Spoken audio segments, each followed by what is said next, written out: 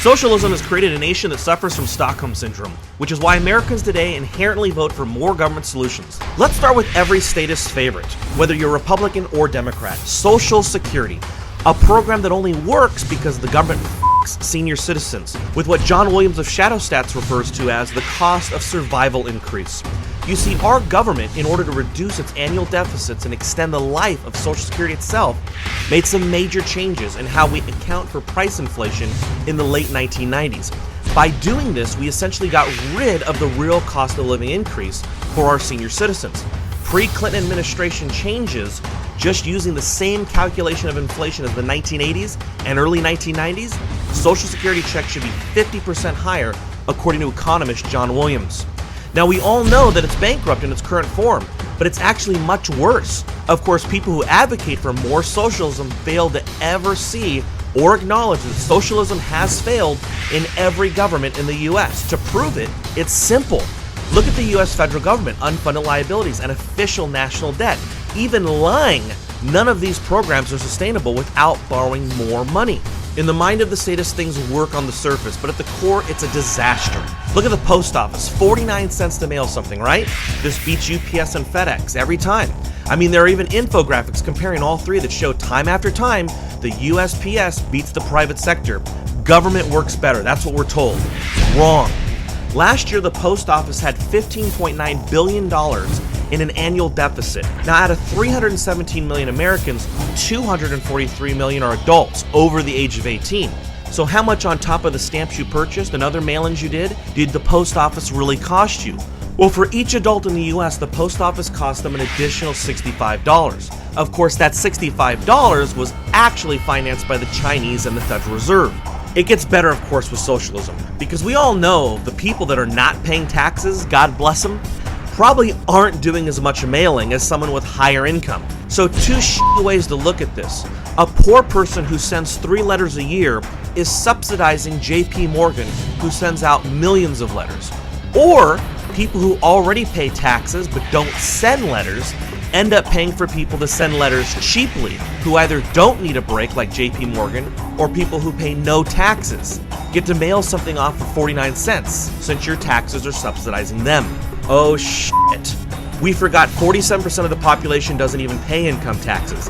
That means only 121 million American adults are really paying for this monopoly to stay cheap so it can always beat out the private sector. In reality, each income tax-paying adult is shelling out $130 to the post office, in addition to any mailings they do themselves. Married couples, of course, are now paying $260 a year. The consequences of legal theft is all around us. America is now a nation of busybodies, voting on everything from gay marriage to nonviolent recreational activities like smoking pot. The busybodies want to control what you eat, smoke, where you buy your cigars, and whether or not your pet is allowed to keep its balls. Americans, for the most part, suffer from Stockholm syndrome, a medical diagnosis where the victim identifies with his or her attacker, even seeing reduced abuse as an act of kindness. Take, for example, Americans who got bailed out of their mortgage in 2009, completely forgetting about who f***ed the housing market in the first place. Ever heard of the 3-decade loan? That's from our government. Low interest rates? From our government too. What about Fannie and Freddie, the subprime buyers? Government too. Now, why would a bank loan out money to people who can't pay them back? Well, it's called the Community Reinvestment Act, and an implied bailout for the banks set by 100 years of precedence. At the core of the housing crisis is government. So the Americans who look to the government to save them and even gleefully thank the government for helping bail them out fail to realize that it was the government who f***ed them in the first place. College students love to blame the universities for their obscene tuition costs, but is it really the universities to blame? Or isn't it their Sallie Mae loan that you can't BK out of, and you don't even have to make a single payment while in school?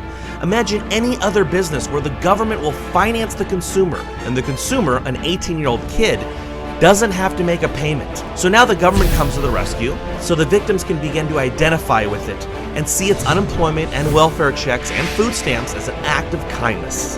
One day when the next crisis inevitably hits, 401ks will collapse, savings accounts will be worthless, homes will drop in value, the government will nationalize your 401k, confiscate your savings, and introduce the 100-year mortgage. For FHA qualified buyers, of course. Many of the victims will thank the government. for saving their retirement by switching from Apple shares to treasuries, dollars for SDRs, and the 3-decade enslavement loans for family legacy enslavement loans. The reality is we know who the enemy is. They have given us a corrupted society where our children graduate as trained assembly line, cubicle employees to the oligarchs in power. A day of reckoning is upon us because debt-financed socialism and corporatism isn't working and can't continue. 62% of Americans are now living paycheck to paycheck. It's time for all thinking minds to opt out of the system. For more commentary, visit futuremoneytrends.com and subscribe for free. It's time to Obama-proof your finances.